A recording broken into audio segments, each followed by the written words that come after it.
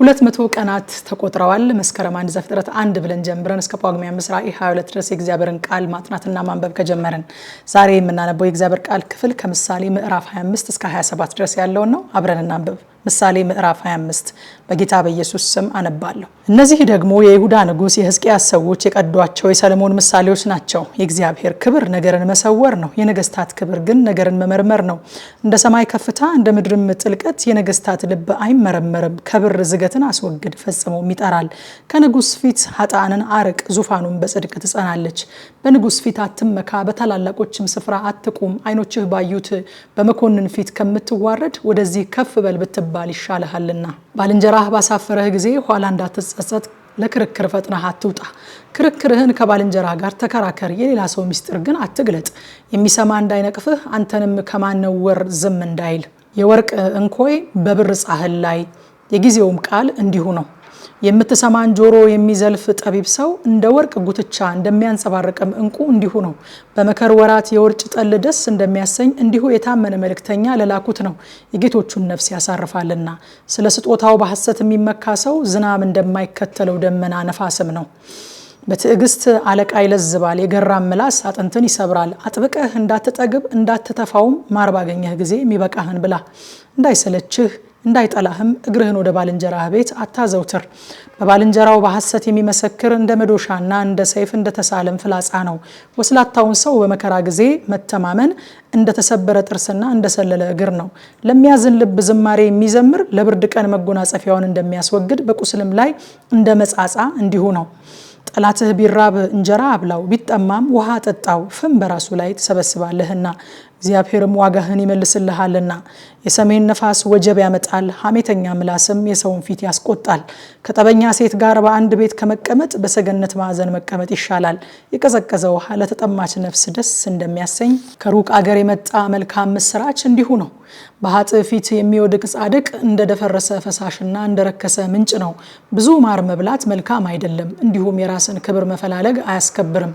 ቅጥር እንደሌላት እንደፈረሰች ከተማ መንፈሱን የማይከለክል ሰው እንዲሁ ነው። ምሳሌ ምዕራፍ 26 በረዶ በበጋ ዝናብን በመከር እንዳይገባ እንዲሁ ለሰነፍ ክብር አይገባውም። እንደሚተላለፍ ድንቢጥ ወዲህና ወዲያም እንደሚበር ጨረባ እንዲሁ ከንቱ እርግማን በማንም ላይ አይደርስም። አለንጋ ለፈረስ ልጓም ለአህያ በትርም ለሰነፍ ጀርባ ነው። አንተ ደግሞ እርሱን እንዳትመስል ለሰነፍ እንደ ስንፍናው አትመልስለት። ለራሱ ጠቢብ የሆነ እንዳይመስለው ለሰነፍ እንደ ስንፍናው መልስለት። በሰነፍ መልእክተኛ እጅ ነገርን የሚልክ እግሮቹን ይቆርጣል፣ ግፍንም ይጠጣል። እንደሚንጠለጠሉ የአንካሳ እግሮች እንዲሁ ምሳሌ በሰነፎች አፍ ነው። ለሰነፍ ክብርን የሚሰጥ ድንጋይን በወንጭፍ እንደሚያስር ነው። እሾህ በስካር እጅ እንደሚሰካ እንዲሁ ምሳሌ በሰነፎች አፍ ነው። ዋና ሰራተኛ ሁሉን ነገር ይሰራል፣ ሰነፍን የሚቀጥር ግን መንገድ ኃላፊውን እንደሚቀጥር ነው። ወደ ትፋቱ እንደሚመለስ ውሻ ስንፍናውን የሚደግም ሰው እንዲሁ ነው። ለራሱ ጠቢብ የሆነ የሚመስለውን ሰው አየኸውን? ከእርሱ ይልቅ ለሰነፍ ተስፋ አለው። ታካች ሰው አንበሳ በመንገድ አለ፣ አንበሳ በጎዳና አለ ይላል። ሳንቃ በማጠፊያው ላይ እንደሚዞር እንዲሁ ታካች ሰው በአልጋው ላይ ይመላለሳል። ታካች ሰው እጁን ወደ ወጭት ያጠልቃል፣ ወደ አፉ የሚመልሳት ዘንድ ለእርሱ ድካም ነው። ታካች ሰው በጥበብ ከሚመልሱ ከ7 ሰዎች ይልቅ ለራሱ ጠቢብ የሆነ ይመስለዋል። አልፎ በሌላው ጥል የሚደባለቅ ውሻን በጅራቱ እንደሚይዝ ነው። ትንታግንና ፍላጻን ሞትንም እንደሚወረውር እንደ እብድ ሰው ባልንጀራውን የሚያታልል በጨዋታ አደረግኩት የሚል ሰውም እንዲሁ ነው። እንጨት ባለቀ ጊዜ እሳት ይጠፋል፣ ጆሮ ጠቢ በሌለበትም ዘንድ ጠብ ጸጥ ይላል። ከሰል ፍምን እንጨትም እሳትን እንደሚያበዛ እንዲሁ ቁጡ ሰው ጠብን ያበዛል። የጆሮ ጠቢ ቃል እንደ ጣፋጭ መብል ነው፣ እርሱም እስከ ሆድ ጉርጆች ድረስ ይወርዳል። ክፋት በልቡ ሳለ ፍቅርን የሚናገር ከንፈር በብር ዝገት እንደተለበጠ የሸክላ ዕቃ ነው። ጠላት በከንፈሩ ተስፋ ይሰጣል፣ በልቡ ግን ተንኮልን ያኖራል።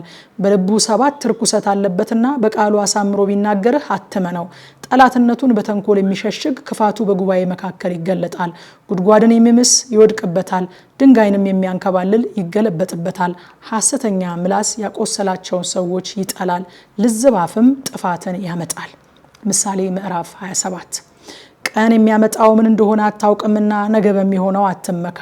ሌላ ያመስግንህ እንጂ አፍህ አይደለም፣ ባዕድ ሰው እንጂ ከንፈርህ አይደለም። ድንጋይ ከባድ ነው፣ አሸዋም ሸክሙ ጽኑ ነው፣ ከሁለቱ ግን የሰነፍ ቁጣ ይከብዳል። ቁጣ ምሕረት የሌለው ነው፣ መዓትም እንደ ጎርፍ ነው። በቅንዓት ፊት ግን ማን ይቆማል? የተገለጠ ዘለፋ ከተሰወረ ፍቅር ይሻላል። የወዳጅ ማቁሰል የታመነ ነው፣ የጠላት መሳም ግን የበዛ ነው። የጠገበች ነፍስ የማር ወለላ ትረግጣለች፣ ለተራበች ነፍስ ግን የመረረ ነገር ሁሉ ይጣፍጣታል። ስፍራውን የሚተው ሰው ቤቱን ትቶ እንደሚበር ወፍ ነው። ሽቱና ዕጣን ልብን ደስ ያሰኛሉ፣ እንዲሁ ነፍስ በወዳጅ ምክር ደስ ይላታል። ወዳጅህንና የአባትህን ወዳጅ አትተው፣ በመከራህም ቀን ወደ ወንድምህ ቤት አትግባ። የቀረበ ወዳጅ ከራቀ ወንድም ይሻላል። ልጄ ሆይ ጠቢብ ሁን፣ ልቤንም ደስ አሰኘው፣ ለሚሰድበኝ መልስ መስጠት ይቻለኝ ዘንድ። ብልህ ሰው ክፉን አይቶ ይሸሸጋል፣ አላዋቂዎች ግን አልፈው ይጎዳሉ።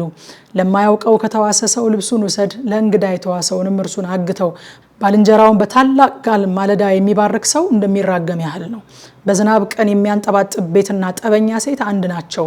እርሷንም መከልከል ነፋስን መከልከልና ዘይትን በቀኝ እጅ መጨበጥ ነው። ብረት ብረትን ይስለዋል፣ ሰውም ባልንጀራውን ይስላል። በለሱን የጠበቀ ፍሬውን ይበላል፣ ጌታውንም የሚጠብቅ ይከብራል። ፊት በውሃ ላይ ለፊት እንደሚታይ እንዲሁ የሰው ልብ ለሰው ይታያል።